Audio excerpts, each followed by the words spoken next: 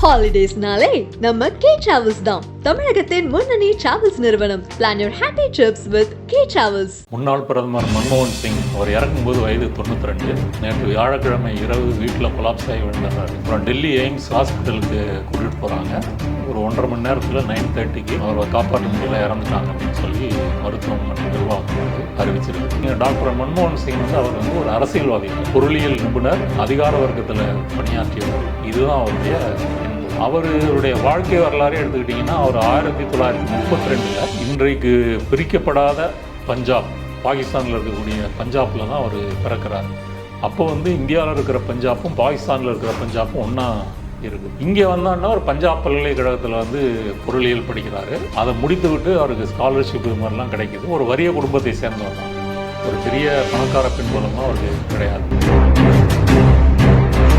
சோனியா காந்தி பிரதமராக வருவாங்க அப்படின்ற சூழ்நிலை இருந்தது. ஆனால் சோனியா காந்தி என்ன முடிவு பண்ணுறாங்கன்னா, அவங்க ஏற்கனவே இத்தாலியினுடைய வம்சாவளியினர் அப்படின்ற ஒரு பேர் எதிர்கட்சிகள், குறிப்பாக பாரதிய ஜனதாவால் சொல்லப்பட்டது. இங்கே இருக்கக்கூடிய ஜெயலலிதா கூட அதை சொல்லியிருக்கிறாங்க. அப்போ நம்ம பதவியேற்றா ஒரு ஃபாரினர் பிரதமரானான்னு சொல்லி பிரச்சாரம் பண்ணுவாங்க, விமர்சனம் பண்ணுவாங்க. அதனால் வேண்டாம் அப்படின்னு சொல்லிட்டு ஒதுங்கிடுறாங்க. அப்போ யாரை பிரதமராகுது அப்படின்றது இருக்கிறதுலே ஒரு அரசியல் பின்புலம், கோஷ்டி இதெல்லாம் இல்லாமல் ஒரு நியூட்ரலான ஆளு, பொருளாதாரம் தெரிஞ்சவர்னு சொல்லி மன்மோகன் சிங் பிரதமராக ஆகிறார். அப்போ ஒரு பிரதமராகனது ஆக்சிடென்டாக தான் ஆகிறார். இதை இந்த ஊழலுக்கு எதிரான இயக்கம் என்பது பிஜேபி மற்றும் என்ஜிஓ, இன்னைக்கு ஆம் ஆத்மி ஆதரிச்ச அரவிந்த் கெஜ்ரிவால், அண்ணா ஹசாரே, இவங்க எல்லாமே 2011-12 இந்தியா அகைன்ஸ்ட் கரப்ஷன் ஒரு இயக்கத்தை நடத்துறாங்க. கார்பரேட் உலகம் மன்மோகன் சிங் இனிமேலும் தேவைப்படலை. நம்ம எதிர்பார்த்த வேகத்தில் இந்த தனியார் மயம், தாராளமயம், உலகமயத்தை அவர் கொண்டு போகல. அப்போ இதை விட வேகமாக கொண்டு போகக்கூடிய ஒரு நிபுணர் வேணும்.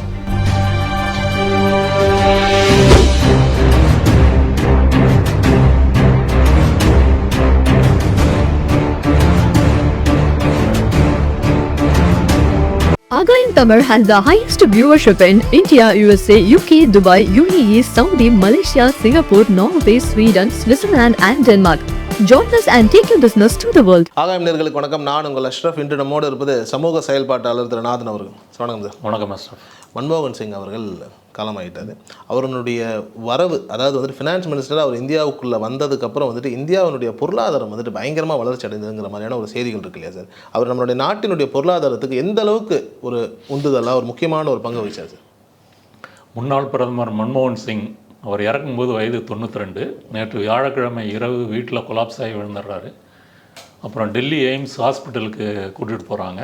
ஒரு 1.5 மணி நேரத்தில் 9:30க்கு அவரை காப்பாற்ற முடியல, இறந்துட்டாங்க அப்படின்னு சொல்லி மருத்துவமனை நிர்வாகம் அறிவிச்சிருக்குது.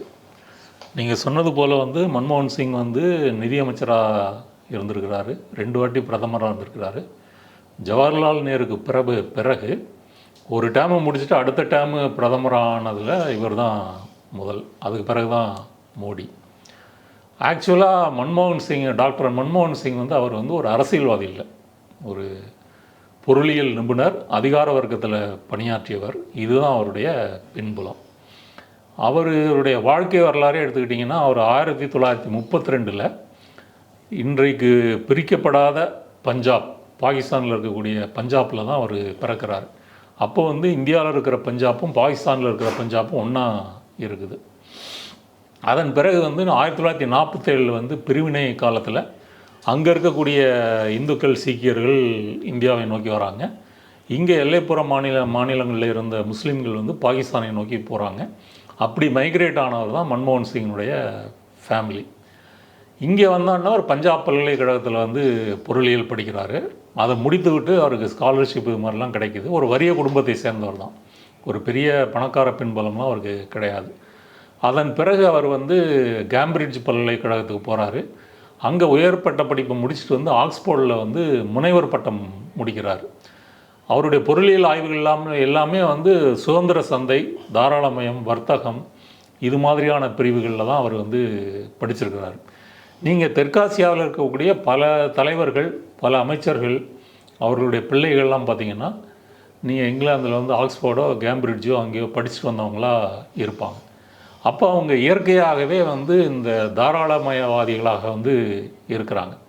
மன்மோகன் சிங் முனைவர் பட்டம் முடித்த பிறகு வந்து ஐநா சபையில் கொஞ்ச நாள் வேலை செய்கிறாரு. அதன் பிறகு இந்தியாவில் வந்து பல பதவிகள், பிரதமருக்கு ஆலோசகராக, பொருளாதார ஆலோசகராக பணியாற்றியிருக்கிறாரு. 3 வருடம் வந்து ரிசர்வ் வங்கியினுடைய கவர்னராக வேலை பார்த்துருக்கிறாரு. திட்ட கமிஷனில் வந்து அதில் பணியாற்றியிருக்கிறாரு. அவர் வந்து இந்திரா காந்தி, ராஜீவ்காந்தி இவர்களுடைய அபிமானத்தை பெற்ற ஒரு அறிஞராக இருந்தார்.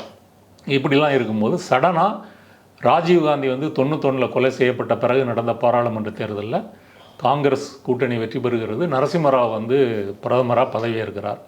அப்போ யார் நிதியமைச்சராக போடலாம் அப்படின்னு யோசிக்கிறாங்க. ஏன்னா அப்போது வந்து இந்தியாவில் வந்து பொருளாதாரம் ஒரு நெருக்கடியில் வந்து இருந்தது. அந்நிய செலவாணி வந்து குறைவாக இருந்தது, பணவீக்கம் அதிகமாக இருந்தது.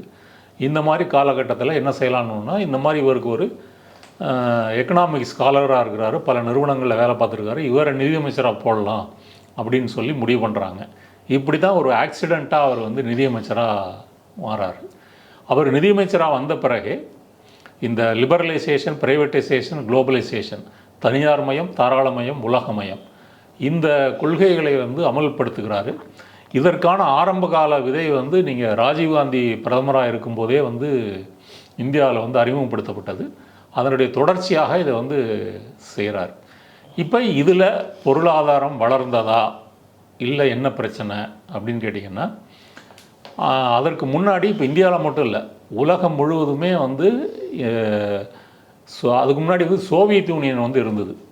இப்போ 91 சோவியத் யூனியன் வந்து உடைந்தது. இப்போ 91, 92 உடைந்த பிறகு இந்த சோசலிச கொள்கைகள்லாம் உலக அரசுகளிடமிருந்து கொஞ்சம் கொஞ்சமாக விடைபெற ஆரம்பிக்கின்றன. அதாவது மக்களுக்கான சமூக நல சேவை திட்டங்கள் அதெல்லாம் வந்து அரசு செய்ய வேண்டியதில்லை. அது குடிக்கிற தண்ணியாக இருந்தாலும், சுவாசிக்கிற காற்றாக இருந்தாலும், கல்வியாக இருந்தாலும், சுகாதாரம் இருந்தாலும், அதை வந்து ஒரு கமாடிட்டியாக விற்கணும். அதுக்கு வந்து அரசாங்கம் வந்து செலவு செய்து கொண்டே இருக்கக்கூடாது. இப்படி திறந்து விடுவதன் மூலமாக தான் பொருளாதாரம் உயரும். இப்படின்ற மாதிரி கருத்து உலகம் முழுவதும் வந்து பரப்பப்பட்டது. இப்போ நீங்கள் இந்திரா காந்தி காலத்தில் வந்து வங்கிகளை தேசிய உடைமையாக்கியிருக்கிறாங்க, நிறைய பொதுத்துறை நிறுவனங்களை வந்து ஆரம்பிச்சிருக்காங்க. அப்போ வந்து இந்த மாதிரி ஒரு கலப்பு கொள்கையாக வந்து இருந்தது. இப்போ தமிழ்நாட்டில் வந்து போக்குவரத்து கழகங்கள் வந்து கலைஞர் காலத்தில் வந்து தேசிய உடைமையாக்கப்பட்டன. இப்படி மக்கள் நலன் அரசுகளாக வந்து இருந்தது. சோவியத் யூனியன் கொலாப்ஸுக்கு பிறகு அது வந்து அப்படி பார்க்கக்கூடாது, கமாடிட்டியாக தான் பார்க்கணுன்னு நிலைமை வந்து மாறுது. அப்போ இதில் என்ன செய்கிறாங்க, தாராளமயம் என்பது நீங்கள் வந்து தொழில் தொடங்குவதற்காக முன்னாடி வந்து லைசன்ஸ் ராஜ் அப்படின்னு சொல்கிறோம் இல்லையா, அது மாதிரி இல்லாமல் விரைவாக நீங்கள் தொழில் தொடங்கலாம். அதன் பிறகு உலகமயம் என்பது வெளிநாட்டு நிறுவன முதலீடுகள் இருக்கு இல்லையா, அதற்கு வந்து தடை வரம்பு வந்து கிடையாது. அதுக்கு முன்னாடி நிறைய வரம்புகள் வந்து இருந்தது. அப்போது ஃபாரின் இன்வெஸ்டர்ஸ் வந்து இங்கே இன்வெஸ்ட் பண்ணலாம். அடுத்தது ப்ரைவேட்டைசேஷன் என்பதுனா இங்கே இருக்கக்கூடிய பொதுத்துறைகளை வந்து தனியார் மயமாக மாற்ற வேண்டும். அது நீங்கள் வந்து மாடர்ன் பிரெட் வந்து இன்றைக்கி பிரெட்டு தயாரிக்கக்கூடிய ஒரு கம்பெனி, அது வந்து முதல்ல பொதுத்துறையாக இருந்தது. அப்புறம் அதை வந்து விற்கிறாங்க. இது மாதிரி பல நிறுவனங்களை வந்து விற்கிறாங்க. இப்படி தனியார் மயம், இது மூன்றும் சேர்ந்து வந்து பொருளாதாரத்தில் ஒரு மாற்றத்தை கொண்டு வருது. அப்போ இவர் மன்மோகன் சிங் அவர் நிதியமைச்சராக இருந்தபோது அந்த 5 ஆண்டு காலம் பணவீக்கத்தை வந்து கொஞ்சம் கண்ட்ரோல் பண்ண முயற்சி பண்ணுறாரு. ரூபாய் மதிப்பு வந்து குறைக்கிறாரு. அப்புறம் இந்த லிபரலைசேஷன், குளோபலைசேஷன், பிரைவேட்டைசேஷன் மூலமாக இந்தியாவில் வந்து அந்நிய முதலீடுகள் நிறைய வருது, தனியார் மயம்லாம் வருது. இதில் வந்து என்ன ஆச்சு அப்படின்னு கேட்டிங்கன்னா, இதில் வந்து கார்ப்பரேட் முதலாளிகள், உலக முதலாளிகள், இவங்க வந்து லாபம் பெறுவதற்கு தான் இது வழி ஏற்படுத்திச்சே தவிர, இங்கே இது அறிமுகப்படுத்தப்பட்ட பல நாடுகளில் என்ன பிரச்சனை வந்ததுன்னா, இந்த ஏழை பணக்காரன், இருப்பவன் இல்லாதவன் அப்படின்ற வேறுபாடு வந்து வளர ஆரம்பிச்சது. இப்போ மன்மோகன் சிங் அறிமுகப்படுத்திய அந்த பொருளாதார கொள்கையினால் வளர்ச்சி இருந்ததுன்னா இருந்தது, ஆனால் அதற்கு ஒரு விலை இருந்தது. அந்த விலை என்பது வந்து இந்த பிரிவினையை வந்து அதிகப்படுத்தியது. இது வந்து அப்போ அதன் பிறகு வந்து வாஜ்பாய் வந்து 5 ஆண்டுகள் பிரதமராக இருந்தார். அப்போ மன்மோகன் சிங் எதிர்க்கட்சி தலைவராக இருந்தார். ஒரு முறை மன்மோகன் சிங் சொல்லும்போது என்ன சொன்னாருன்னா, எந்த அரசியலில் இருக்கிறது நல்லது, ஆனால் அது மக்களை சந்தித்து தேர்தலில் போட்டியிட வேண்டும் அப்படின்னு சொல்லியிருக்காரு. 99 இவர் அது மாதிரி மக்களவை தேர்தலில் போட்டியிட்டு தோல்வி அடைகிறார். அதன் பிறகு பார்த்திங்கன்னா இவர் வந்து எதிர்க்கட்சி தலைவராக இருந்தபோதும் சரி, பின்னாடி 2 டேர்ம் வந்து ஐக்கிய முற்போக்கு கூட்டணியுடைய பிரதமராக இருந்தபோதும் சரி, அவர் ராஜ்யசபா உறுப்பினராகத்தான் அவர் வந்து இருக்கிறார். மக்களை சந்தித்து ஒரு தெரிவு செய்யப்பட்ட தலைவராக இருந்ததில்லை. இவர் வந்து 2004 வந்து வாஜ்பாய் அரசு வந்து இருந்தது. அப்போ அவங்க தேர்தலில் வந்து இந்தியா ஷைனிங் அப்படின்னு ஒரு ஆட் கேம்பெயின் வந்து நடத்துகிறாங்க. நாளிதழ்களில் தொலைக்காட்சிகள் பிரம்மாண்டமாக விளம்பரம் கொடுக்குறாங்க, இந்தியா ஒளிர்கிறது அப்படின்னு சொல்லி. வாஜ்பாய் காலத்துலேயும் இந்த தனியார் மயம் தாராளமயம் உலகமயம் என்பது வந்து சூடு பிடிக்குது. ஆனால் அதை விட ஒரு பெட்டரான ஆளாக இருப்பாங்கன்னு சொல்லி முதலாளிகள் வெளிநாடுகள்லாம் வந்து மன்மோகன் சிங் விரும்புகிறாங்க, மீடியாவும் அவரை இது பண்ணுறாங்க. அப்போது வந்து 2004 வந்து காங்கிரஸ் கட்சி வந்து வெற்றி பெறுது. வெற்றி பெற்ற உடனே முதல்ல நிலைமை என்ன அப்படின்னு சொன்னால், சோனியா காந்தி பிரதமராக வந்து வருவாங்க அப்படின்ற சூழ்நிலை இருந்தது. ஆனால் சோனியா காந்தி வந்து என்ன முடிவு பண்ணுறாங்கன்னா, அவங்க ஏற்கனவே இத்தாலியினுடைய வம்சாவளியினர் அப்படின்ற ஒரு பேர் வந்து எதிர்க்கட்சிகள் குறிப்பாக பாரதிய ஜனதாவால் சொல்லப்பட்டது. இங்கே இருக்கக்கூடிய ஜெயலலிதா கூட அதை வந்து அப்படி சொல்லியிருக்கிறாங்க.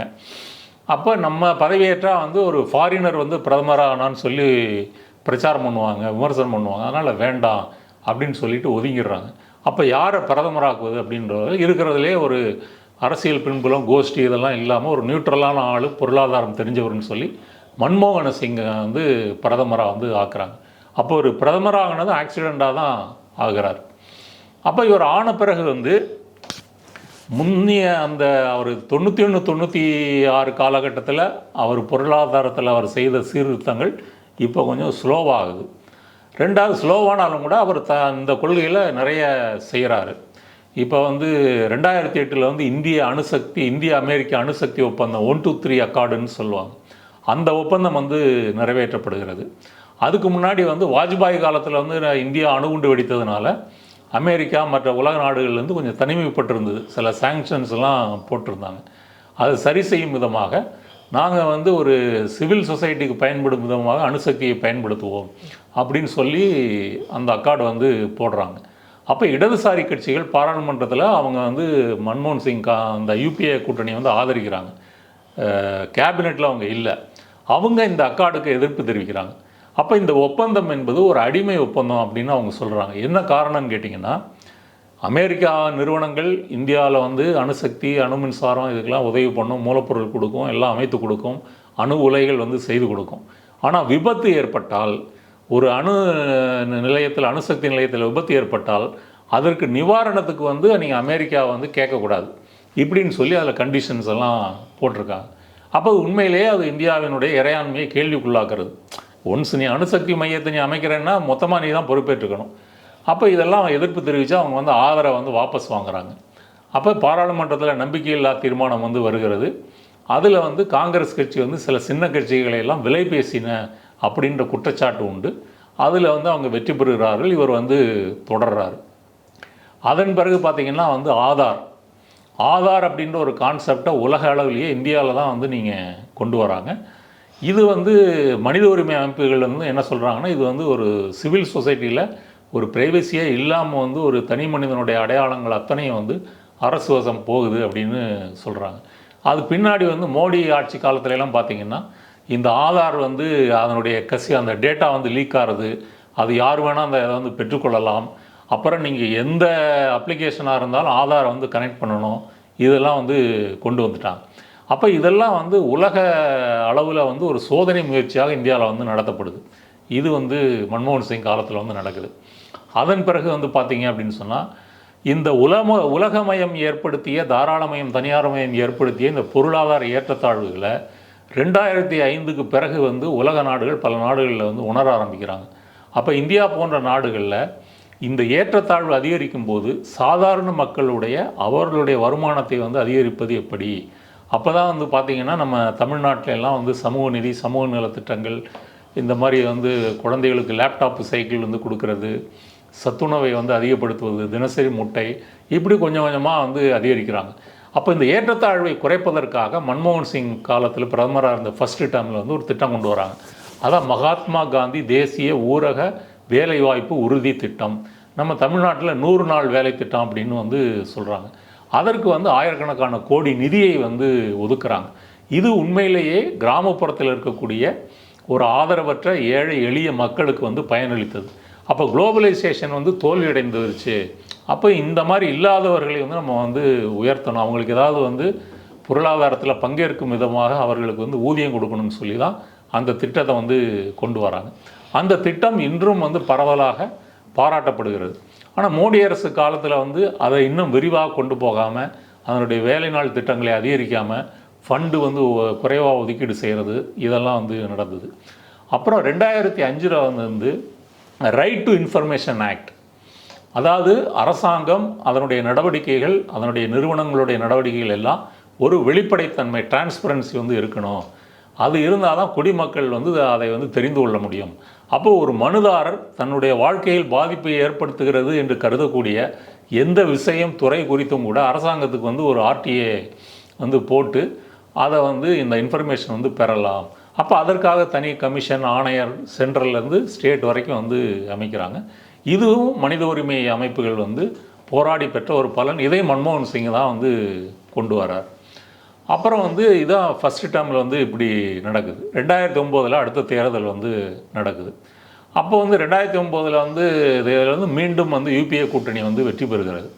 அப்போ கூட்டணி இங்கே வரும்போது வந்து இப்போ தமிழ்நாட்டில் வந்து திமுக வந்து கேபினெட்டில் வந்து இருக்குது, பல கூட்டணி கட்சிகள் வந்து இருக்கிறாங்க. அப்போ அதை அரவணைத்து கொண்டு போகக்கூடிய ஒரு கடமையாக வந்து இருக்குது.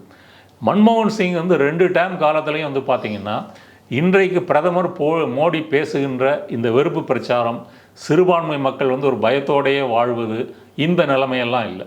உண்மையிலே ஒரு மத சார்பற்ற அரசாக இருந்தது. அவரே வந்து இந்தியாவினுடைய முதல் சீக்கிய பிரதமராக வந்து இருந்தார். ஒரு மைனாரிட்டி சமூகத்தை சேர்ந்தவர். இதெல்லாம் வந்து இருந்துச்சு.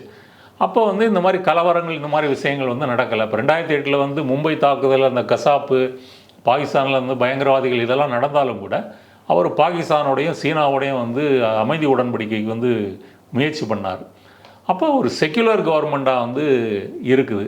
ஆனால் இவங்களை வந்து எப்படி வீழ்த்துவது அப்படின்னு யோசிக்கும் பொழுது மன்மோகன் சிங் ஆட்சி காலத்தில் சில ஊழல் குற்றச்சாட்டுகள் வந்து முன்வைக்கப்படுகிறது. முதல்ல வந்து காமன்வெல்த் கேம்ஸில் வந்து ஊழல். அவருடைய 2வது டேர்மில் வந்து காமன்வெல்த் கேம்ஸ் வந்து நடக்குது. காமன்வெல்த்ன்றது பிரிட்டிஷனுடைய காலனி நாடுகள் எல்லாம் வந்து அங்கமாக இருக்கக்கூடிய ஒரு சர்வதேச அமைப்பு. அதுக்கு பிரிட்டிஷுடைய ராஜாவோ ராணி தான் அதற்கு வந்து தலைவர். ஆஸ்திரேலியா, நியூசிலாந்து, இங்கிலாந்து, இந்த மாதிரி பாகிஸ்தான், இந்த மாதிரி பல நாடுகள் அதில் வந்து மெம்பராக இருக்குது. அப்போ அந்த கேம்ஸ் வந்து டெல்லியில் நடக்கும்போது அதில் ஊழல் நடந்துருச்சுன்னு குற்றச்சாட்டு வந்து ஒன்று. 2வது வந்து நிலக்கரி சுரங்கங்களை ஏலம் விட்டதில் வந்து ஊழல்னு சொல்லி 2வது குற்றச்சாட்டு. 3வது முக்கியமானது 2G அலைக்கற்றை அல்லது ஸ்பெக்ட்ரம்னு சொல்லக்கூடிய அந்த இதை வந்து வந்து தனியாருக்கு வந்து கொடுத்ததில் வந்து பிரம்மாண்டமான ஊழல் நடந்திருக்கிறது. 1,76,000 கோடின்னு சொல்லி அவ்வளவு சைவரையும் போட்டு நாளிதழ்களில் முதல் பக்கத்தில் இந்த செய்தி வந்து வருகிறது. அப்போ இதை வந்து இந்த ஊழலுக்கு எதிரான இயக்கம் என்பது பிஜேபி மற்றும் வந்து NGO, இன்றைக்கி வந்து ஆம் ஆத்மி ஆரம்பித்த அரவிந்த் கெஜ்ரிவால், அண்ணா ஹசாரே, இவங்க எல்லாமே வந்து 2011-12 வந்து இந்தியா அகேன்ஸ்ட் கரப்ஷன்ற ஒரு இயக்கத்தை வந்து நடத்துகிறாங்க. அப்போ அந்த இயக்கத்தின் மூலமாக மன்மோகன் சிங் கவர்மெண்ட்டினுடைய, UPA கவர்மெண்ட்டுடைய 2வது டேர்மில் வந்து பல ஊழல்கள் நடந்திருக்குன்னு ஒரு நரேட்டிவ் வந்து செட் பண்ணி அதை வந்து பிரம்மாண்டமாக வந்து கொண்டு போகிறாங்க. ஆனால் பின்னாடி அந்த முக்கியமாக பேசப்பட்ட அந்த 2G அலைக்கற்றை ஊழல் என்பது பொய் என்பது CBI சிறப்பு நீதிமன்றமே அந்த வழக்கை வந்து முடித்து வைத்திருக்கிறது. ராசா வந்து விடுதலை செய்யப்பட்டார். ஃபர்ஸ்ட் கம் ஃபர்ஸ்ட் சர் என்பது வந்து ஒரு பாலிசி டெசிஷன் தான். அது ஒரு நான் தனிப்பட்ட முறையில் அமைச்சராக எடுக்கப்பட்ட முடிவல்ல அப்படின்னு சொல்லி அவரே கோர்ட்டில் ஃபைட் பண்ணுறாரு. 2G சாகான்னு ஒரு புக் எழுதியிருக்காரு. அது தமிழ்லேயும் வந்து வெளிவந்திருக்குது. அப்போ காங்கிரஸ், மன்மோகன் சிங் கவர்மெண்ட்டு அவங்க என்ன தப்பு பண்ணிட்டாங்கன்னா, இந்த ஊழல் குற்றச்சாட்டில் வந்த பிறகு இது திமுக ராசா பிரச்சனை, அவங்க அப்படின்னு சொல்லி அவங்கள பலிகடாக ஆகிட்டாங்க.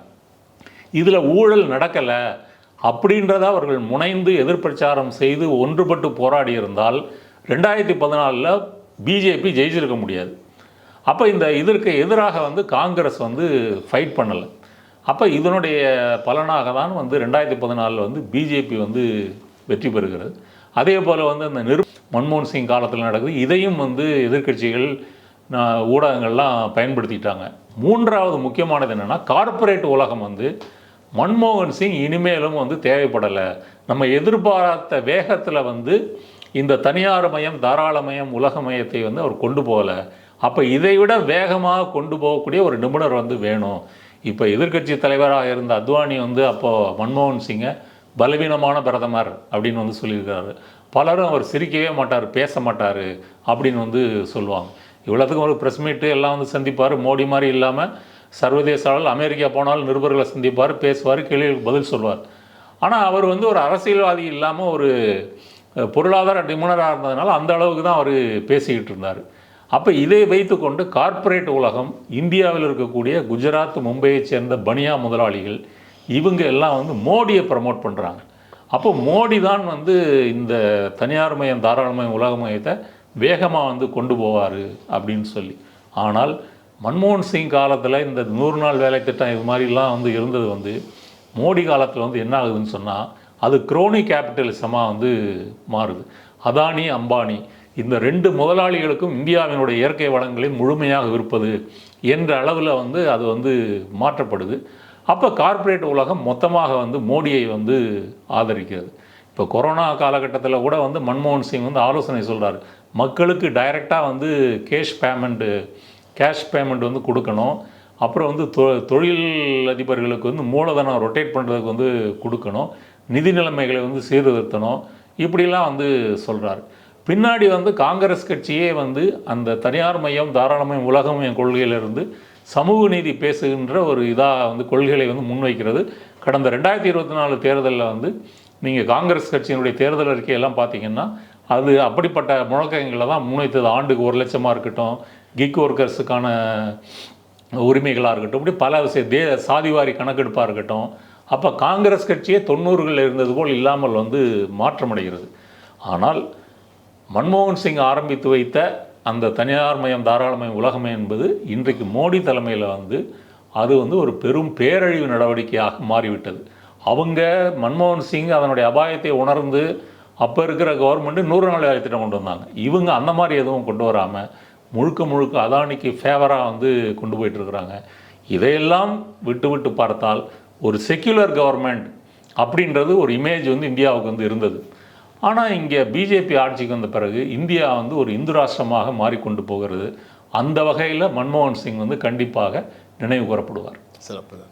அதே மாதிரி மன்மோகன் சிங் அவர்கள் ஃபினான்ஸ் மினிஸ்டராக இருக்கும்போது தான் நிறைய வளர்ச்சிகள் இந்தியாவில் இருக்குது. குறிப்பாக வந்துட்டு சார் இப்போ ஸ்கேம் அப்படின்னு ஒரு சில ஸ்கேம் எடுத்துக்கிறோம் இல்லைங்களா. இப்போ ஹர்ஷத் மேத்தா ஸ்கேம் எல்லாம் வந்துட்டு அந்த காலகட்டத்தில் தான் நடந்த மாதிரியான ஒரு விஷயத்தையும் நம்ம பார்க்க முடியுது. என்ன தான் ப்ரைவேட்டைசேஷன், லிபரலைசேஷன் இப்போ எல்லாமே நம்ம சொன்னால் கூட இவருடைய இந்த கதவுகள் திறக்கப்பட்ட சில விஷயங்கள்னால தான் இந்த மாதிரியான ஆட்கள், ஹர்ஷத் மேத்தா மாதிரியான ஸ்கேம்ஸ் எல்லாம் வந்ததா? அப்படி ஏதாவது இருக்கா? ஆமாம், ஹர்ஷத் மேத்தா ஸ்கேம் வரும்போது இவங்க பவரில் இல்லை, காங்கிரஸ் பவரில் இல்லை. நீங்கள் சொன்னது வந்து சரிதான். பங்குச்சந்தையில் வந்து இன்வெஸ்ட் பண்ணுறது பங்குச்சந்தை வந்து ஒரு சூதாட்டமாக மாறுவது, செபியெல்லாம் அப்போ தான் வந்து அமைக்கிறாங்க. இப்போ ஹர்ஷத் மேத்தா ஊழலே எடுத்துக்கிட்டிங்கன்னா அரசுத்துறை வங்கிகள்லேருந்து காலையில் பணத்தை வாங்கிட்டு சாயங்காலம் ரிட்டர்ன் பண்ணிடுவார். இடைப்பட்ட நேரத்தில் வந்து பார்த்திங்கன்னா அதை வந்து பங்குகளை வாங்கி விற்கிற விலையை வந்து செய்வார். அப்போ செயற்கையாக பங்குகளுடைய விலையை வந்து கூட்டுவது, அப்போ செயற்கையாக பங்குகளுடைய விலையை வந்து குறைப்பது, விலை உயரும்போது வாங்கிக்கிட்டு விலை குறையும் போது வாங்கிட்டு விலை உயரும்போது வந்து விற்கிறது. இந்த ஸ்கேண்டல் வந்து ஹர்ஷத் மேத்தா, பின்னாடி கேத்தன் பரேக்கு, இதெல்லாம் வந்து நடந்தது. இது நீங்கள் சொன்னது போல் பங்குச்சந்தை வந்து அப்படி மாறியதுக்கு வந்து இது ஒரு முக்கியமான காரணம். ஆனால் அன்றைக்கு இருந்ததை விட இன்றைக்கி வந்து பங்குச்சந்தையை பார்த்திங்கன்னா இன்னும் ரொம்ப மோசமாக இருக்குது. இப்போ செபி அமைப்பெல்லாம் என்ன வேலை செஞ்சுக்கிட்டு இருக்கு. இப்போ அதானி மேலே வந்து அமெரிக்காவில் வந்து அவங்க அமெரிக்காவினுடைய நீதித்துறையும் சரி, எஃபிஐயும் சரி, இண்டிக்மெண்ட்டுன்னு சொல்லக்கூடிய எஃப்ஐஆர் மாதிரியான ஒரு அறிக்கையை வந்து பதிவு பண்ணியிருக்காங்க. அவர் நேரடியாக வந்து பிரைப் கொடுத்துருக்கிறாரு அப்படின்ற குற்றச்சாட்டை வந்து சொல்லியிருக்கிறாங்க. அரெஸ்ட் வாரண்டெல்லாம் வந்து கொடுத்துருக்குறாங்க. இதை பற்றியெல்லாம் இந்த பங்குச்சந்தை ஆணையம் வந்து எந்த விதமான விசாரிப்புகளோ நடவடிக்கை இல்லாமல் வந்து இருக்குது. ஹிண்டன்பர்க் ரிப்போர்ட் பற்றி விசாரிப்பதற்காக உச்சநீதிமன்றம் செபியை கேட்டுக்கொண்ட போது அதனுடைய தலைவர் மாதவி பூச்சி அந்த விசாரிக்கிற குழுவில் வந்து இருக்கிறாங்க. அவங்க வந்து அதானியினுடைய நிறுவனங்களில் அவங்க கணவரெல்லாம் வந்து முதலீடு செய்திருக்கிறாங்கன்ற செய்தியெல்லாம் வந்து வந்திருக்கு. இன்றைக்கி எடுத்துக்கிட்டிங்கன்னா அது ரொம்ப மோசமாக இருக்குது. இது மன்மோகன் சிங் காலத்தில் வந்து குறைவாக இருந்தது. இந்த வீழ்ச்சி சீரழிவு என்பது ரொம்ப மோசமாக இருக்குது அப்படின்னு சொல்லலாம். இன்னொன்று வந்து பார்த்திங்கன்னா தொழிலாளர் நல உரிமை சட்டங்கள் இருக்கு இல்லையா, இந்த குளோபலைசேஷன் வந்த பிறகே அவங்களுக்கான சட்டங்களை வந்து மாற்றி தொழிலாளர் உரிமைகளை வந்து காவு கொடுக்க ஆரம்பிச்சிட்டாங்க. அது மன்மோகன் சிங் கவர்மெண்ட்டில் ஆரம்பிச்சதுன்னா மோடி கவர்மெண்ட்டில் அது கொடி கட்டி பறக்குது. இப்போ சிறப்பு பொருளாதார மண்டலம்னு ஒன்று இருக்குதுன்னு வச்சுங்களேன். அந்த சிறப்பு பொருளாதார மண்டலம் குஜராத்தில் நிறைய கொண்டு வராங்க. நம்ம தமிழ்நாட்டில் ஸ்ரீபெரும்புதூர் இங்கெல்லாம் இருக்குது. அங்கே வந்தீங்கனாலே இந்தியாவினுடைய தொழில்துறை சட்டம் வந்து செயல்படாது. இப்போ கூட சாம்சங் ஆலையிலேருந்து சங்கம் அமைக்கணுன்றதுக்கே நம்ம போராட்டம் பண்ண வேண்டிய நிலைமை இருக்குது. இப்போ அம்பேத்கர் அரசியல் சாசனம் எழுதிய போது சங்கம் அமைக்கும் உரிமை, பேச்சுரிமை இதெல்லாம் அடிப்படை உரிமைகளாக கொண்டு வரப்பட்டது. அப்போ இதையெல்லாம் காவு கொடுக்கின்ற வேலை வந்து இங்கே வந்து நடந்துக்கிட்டு இருக்குது. அங்கே காங்கிரஸ் கவர்மெண்ட்டில் அது துவக்கமாக இருந்துச்சுன்னா இப்போ அது வந்து ஒரு பீடைநடை போடுகிறது அப்படின்ற மாதிரி சொல்லலாம். அப்போ இதுக்கெல்லாம் நேரடியாக மன்மோகன் சிங் காரணம் இல்லைன்னு சொன்னாலும் இப்போ பிஜேபி மோடி கவர்மெண்ட் வந்து அதை இன்னும் ரொம்ப பிரம்மாண்டமாக அதை வந்து செய்கிறாங்க. அதனால தான் இந்த பங்குச்சந்தை மோசடிகள், இந்த மாதிரி அதானி பிரச்சனை இதெல்லாமே வந்து நடக்குது. ஆனால் மன்மோகன் சிங் யாராவது ஒரு தனிப்பட்ட முதலாளிக்கு ஃபேவராக இருந்தார், இந்த கார்ப்பரேட் நிறுவனங்களுக்கு ஃபேவராக இருந்தார் அப்படின்னு சொல்ல முடியாது. அவர் வந்து ஃப்ரீ மார்க்கெட்டு பற்றி பேசிய அதற்காக திட்டங்களை கொண்டு வந்தார். ஆனால் மோடி கவர்மெண்ட் எடுத்துட்டிங்கன்னா 2A Ambani Adani, A1 A2 அவங்க தான் இன்றைக்கி இந்தியாவே வந்து மொத்தமாக கையில் வச்சுருக்கிறாங்க என்ற நிலைமை மாறிவிட்டது. அப்போ மன்மோகன் சிங் காலத்தில் வந்து ஒப்பீட்டு அளவில் எல்லா முதலாளிகளும் சமமாக நடத்தப்பட்டார்கள். ஆனால் இன்றைக்கு அந்த நிலைமை இல்லை. சார் அதே மாதிரி வந்துட்டு சார், இந்தியாவினுடைய முதல் சீக்கிய பிரதமர் அப்படின்னு சொல்லி சொன்னீங்க இல்லையா? இப்போ வந்துட்டு சீக்கியர்களுக்கும் இந்திரா காந்தி அவர்களுடைய குடும்பத்துக்குமான என்ன உறவுங்கிறது நமக்கு நல்லாவே தெரியும். அப்படின்னும் போது இதை எப்படி மன்மோகன் சிங் அவர்கள் பிரேக் பண்ணார்? 1984 தான் வந்து இந்திரா காந்தி கொலையை ஒட்டி வந்து டெல்லியில் சீக்கியர்கள் எதிர்த்து வந்து கலவரம் வருது. கிட்டத்தட்ட 3000க்கும் அதிகமான மக்கள், சீக்கிய மக்கள் வந்து கொலை செய்யப்படுறாங்க. எப்படி குஜராத் கலவரத்தில் முஸ்லீம்கள் 2002 கொலை செய்யப்பட்டார்களோ அதற்கு இணையாக இதுவும் வந்து ஒரு இனப்படுகொலை தான். பின்னாடி வந்து இதுக்கு வந்து காங்கிரஸ் கட்சி முக்கியமான காரணம் என்பதை வந்து யாரும் மறுக்க மாட்டாங்க. பின்னாட்களில் வந்து சோனியா காந்தி இதற்காக மன்னிப்பு கேட்கிறார். மன்மோகன் சிங் வந்து பாராளுமன்றத்திலே மன்னிப்பு கேட்டிருக்கார். அந்த சீக்கியர் கலவரத்தில் இவ்வளோ பேர் கொல்லப்பட்டதுக்கு நாங்கள் வந்து மன்னிப்பு கேட்டுக்கொள்கிறோம், நாங்கள் அப்போ வந்து அமைதியை கொண்டு வரவில்லைன்னு சொல்லி பாராளுமன்றத்திலே அவர் வந்து மன்னிப்பு கேட்டுக்கிட்டார். இப்போ இந்த சீக்கியர்கள் கலவரத்தை பின்னாடி வந்து காங்கிரஸுக்கு வந்து ஒரு கருப்பு புள்ளியாக அமைந்து விட்டது. அப்போ வந்து என்ன பண்ணுறாங்கன்னா, அப்போ மன்மோகன் சிங்கை கொண்டு வருவதன் மூலமாக அந்த கருப்பு புள்ளி அகற்ற முடியுமா, அப்படி ஒரு கணக்கும் அவர்களுக்கு வந்து இருந்தது. எனிவே ஒரு சிறுபான்மை சமூகத்தை சேர்ந்தவர் பிரதமராகிறார் என்ற கோணத்தில் நீங்கள் வந்து பார்த்தீங்கன்னு சொன்னால் அது ஒரு முக்கியமான நடவடிக்கை தான். ஆனால் இப்போ சோனியா காந்தியோ மன்மோகன் சிங்கோ ராகுல் காந்தியோ இதெல்லாம் மன்னிப்பு கேட்டிருக்கிறாங்க. ஆனால் குஜராத் கலவரத்திற்காக, முஸ்லீம்கள் கொலை செய்யப்பட்டதற்காக மோடி மன்னிப்பு கேட்டிருக்கிறாரா? கேட்கல. அதை நீங்கள் கரண் தப்பார் ஒரு இன்டர்வியூவில் நீங்கள் வருத்தப்படுறீங்களான்னு கேட்டதுக்கே தண்ணியை குடிச்சிட்டு வாக் அவுட் பண்ணிட்டார். அந்த வகையில் பார்த்தீங்கன்னா இவர் மன்னிப்பு கேட்டிருக்கிறார் அப்படின்றது ஒரு முக்கியமான விஷயம். சிறப்பு சார். ஆனால் பொருளாதாரத்தை பொறுத்த வரைக்கும் வந்துட்டு இன்றளவும் யாரை கேட்டாலும் வந்துட்டு மன்மோகன் சிங் அவர்களை சொல்லிக்கிட்டே இருக்காங்க இல்லையா? அவர் வந்துட்டு ஒரு சில இடங்களில் வந்துட்டு மாடர்ன் ஆர்கிடெக்ட், அதாவது ஆர்கிடெக்ட் ஆஃப் மாடர்ன் இந்தியா அப்படிங்கிற மாதிரியான ஒரு செய்திகள்லாம் சொல்கிறாங்க. பொருளாதார நிலையில் இப்போ சைனாவில் வந்துட்டு ஒரு மனிதனுடைய பெயரை சொல்லி அவர் வந்துட்டு சைனாவை கட்டமைப்பதற்கு மிகப்பெரிய ஒரு முக்கியமான ஒரு நபராக இருந்திருக்காருன்ற மாதிரி சிதம்பரம் அவர்களும் சொல்கிறார். அவரோட வந்துட்டு மன்மோகன் சிங்கை ஒப்பிட்டு நிறைய விஷயங்கள் பேசுவதற்கான காரணங்கள்ங்கிறது வந்துட்டு இந்த பொருளாதாரம் சார்ந்த இந்த ஒரு விஷயம் தானா, இல்லை வேறு ஏதாவது இந்தியாவுக்கு மிகப்பெரிய ஒரு பலம் இருந்திருக்காங்க? இல்லை, இந்த பொருளாதாரம் சார்ந்த விஷயங்களில் தான் சைனாவில் வந்து டெங் சியோபிங்னு சொல்லக்கூடியவர் வந்து அங்கே வந்து ஃபாரின் இன்வெஸ்ட்மெண்ட்டை வந்து கொண்டு வந்து செய்கிறாரு. அங்கேயும் இதே மாதிரி பிரச்சனை தான். நீங்கள் வந்து சீனாவினுடைய கிழக்கு பகுதி, தெற்கு பகுதி, இந்த பகுதி மட்டும்தான் வளர்ச்சி அடைகிறது. ஊரக பகுதிகளெலாம் புறக்கணிக்கப்படுது. மக்கள் வந்து இங்கே படையெடுக்கிறாங்க. அப்போ வந்து கிராமப்புறம் நகரப்புறம் என்ற அந்த பொருளாதார வேறுபாடு வந்து சீனாவிலையும் வந்து உண்டு. அதனால் சீனாவில் வந்து என்ன ஆகுதுன்னு கேட்டிங்கன்னா, அமெரிக்கா, ஐரோப்பாவினுடைய பல முக்கியமான கம்பெனிகளுடைய ப்ராடக்டை தயாரிக்கின்ற ஒரு பேக்ரவுண்டு ஸ்பேஸாக வந்து சைனா வந்து மாறுகிறது. அப்படி தான் சைனாவினுடைய பொருளாதார வளர்ச்சி வந்து வளருகிறது. அதே பாதையில் வந்து இந்தியா வந்து முயற்சி பண்ணாலும் சைனாவில் இருக்கிற மாதிரியான குறைந்தபட்ச கூலி, குறைந்தபட்ச தொழிலாளர் உரிமைகள், இந்த மாதிரி கல்வி சுகாதாரம் வந்து மக்களுக்கு வந்து இலவசம், இது வந்து இங்கே வந்து இல்லை. இப்போ நீங்கள் வந்து ராஜீவ்காந்தி காலத்திலேயே வந்து புதிய கல்விக் கொள்கையெல்லாம் கொண்டு வந்து கல்வியில் தனியார் மயம். நீங்கள் வந்து 80-90கள் வரைக்குமே பார்த்தீங்கன்னா அரசு பள்ளிகள் தான் வந்து இதில் கல்வித்துறையில் வந்து முக்கியமான அங்கமாக இருந்தன. இப்போ தமிழ்நாட்டில் எம்ஜிஆர் காலத்துக்கு பிறகு வந்து தனியார்கள் வந்து பள்ளிகள் நடத்தலாம். இப்போ எம்ஜிஆருடைய பல நண்பர்கள் பல்கலைக்கழகங்கள் இதெல்லாம் ஆரம்பிச்சிருக்கிறாங்க. அது வந்து ராமச்சந்திராவாக இருந்தாலும் சரி, இல்லை மியாட் மருத்துவமனையாக இருந்தாலும். அப்போ கல்வி சுகாதாரம் ஒரு பண்டமாக விற்கப்படணும், அது வந்து சேவை செய்யக்கூடிய துறைகளில் வராது அப்படின்னு சொல்லி வந்து மாற்றுறாங்க. அப்படி மாற்றுவதன் மூலமாக வந்து இது வந்து நிறைய வந்து மாறுது. இப்போ இன்றைக்கி சென்னை வந்து ஒரு மெடிக்கல் டூரிசம்னு சொல்லக்கூடிய அளவுக்கு இங்கே வந்து ப்ரைவேட் ஹாஸ்பிட்டல்ஸ் வந்து நிறைய இருக்குது. அதே போல் அரசு மருத்துவமனைகளும் வந்து இயங்கிட்டு இருக்குது. அரசு மருத்துவமனைக்கு ஏழைகளும் நடுத்தர வர்க்கமும் பணக்காரர்களும் வந்து தனியார் மருத்துவமனை நோக்கி வந்து போகிறாங்க. அப்போ சைனாவுக்கு இந்தியாவுக்கான வேறுபாடு வந்து இதுதான். இன்னமும் இங்கே பெரும்பான்மை மக்களுக்கு வந்து ஒரு தாக்கு பிடிக்கக்கூடிய அளவுக்கு வாழ்க்கை என்பது வந்து இன்னும் கிடைக்கல அப்படின்னு தான் சொல்ல முடியும். சரி, ரொம்ப நன்றி சார் நேரத்தின் தகவல். நன்றி. ஹாலிடேஸ்னாலே நம்ம கே டிராவல்ஸ் தான் தமிழகத்தின் முன்னணி டிராவல்ஸ் நிறுவனம். Plan your happy trips with K Travels.